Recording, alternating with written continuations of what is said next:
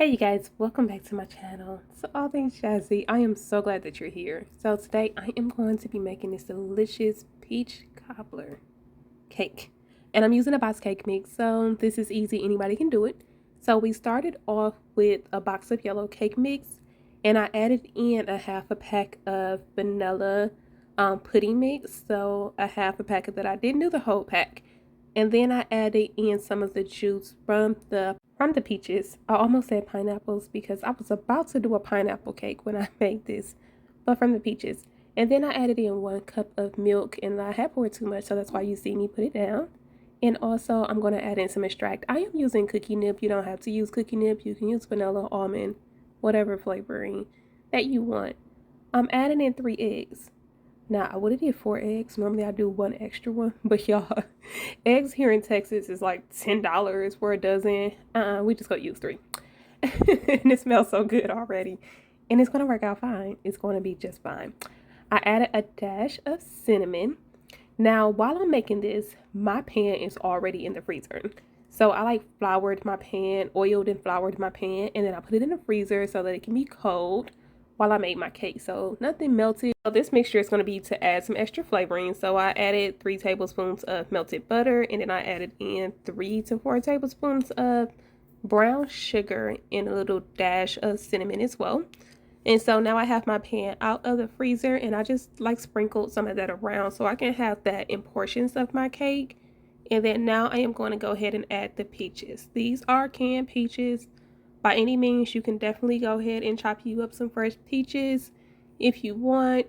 But in all honesty, my grocery store barely ever have peaches. It's so weird whenever I do an order. So weird. Okay, so now that I got the amount of peaches that I want in my pan, I am going to go ahead and put my brown sugar butter mixture on top of these. I'm just going to use the rest of it so that way it's just gonna up the flavor of the cake. Once I got through, I thought about it. I'm like, I should have put some streaks inside of the cake and like use a toothpick to swirl it around, but didn't do that. Whatever.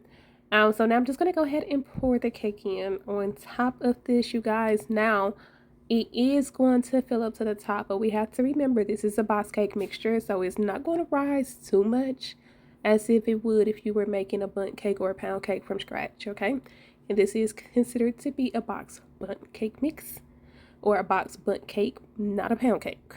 This is not a pound cake. All right, so I have my oven preheated to 350 degrees. I decided to put a pan under my cake with water so that the steam can help to even it out and keep everything nice and moist. And I set my timer for 55 minutes. So once it was done, of course, I did a done test using a toothpick, and then I used a fork the second time. I was poking, and it did overflow. So I'm so happy I had this pan down there because it did overfill, and I ate that portion. I ate the portion that was down at the bottom. Me and my daughter, we ate that. Okay, so I did let this cool for about 10 minutes before I flipped it over onto my cake board. I was about to say cake pan, but this is actually a board. And you guys, this is how it turned out. So delicious. Now, I was going to make a glaze to go on top or icing. I absolutely changed my mind because this cake was so moist, so beautiful. It smelled so good, and it was fine, just like this. Now, I was letting this cool off and I went upstairs. And if y'all watched any of my other cake videos, you know, or my pie videos, my kids, yeah, they went ahead and cut into it already before I can get a taste, a picture, a bite, or anything else.